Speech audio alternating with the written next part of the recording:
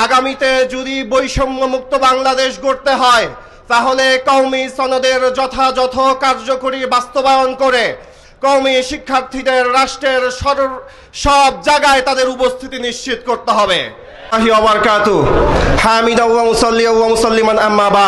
প্রিয় শিক্ষার্থী ভাইয়েরা, বাংলাদেশের 54 বছরের ইতিহাসে আদর্শ, দক্ষ, নীতি নৈতিকতার মানদণ্ডে উত্তীর্ণ হওয়ার পরেও সবচেয়ে বেশি বৈষম্যের শিকার হয়েছে এদেশের কওমি শিক্ষার্থীরা।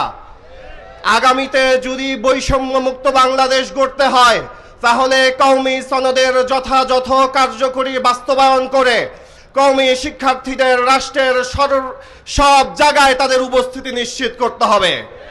আর ইসলামী ছাত্র আন্দোলন বাংলাদেশ যদি দেখে এই সরকারও বিগত 54 বছরের ফ্যাসিস্টদেরকে ক্যাবলা বানিয়ে কওমি শিক্ষার্থীদের সাথে আবারও যদি বৈষম্য করে তাহলে ইসলামী ছাত্র আন্দোলন বাংলাদেশ এদেশের অর্ধকোটি শিক্ষার্থীদেরকে নিয়ে রাজপথে আর ফায়সালা করবে ইনশাআল্লাহ।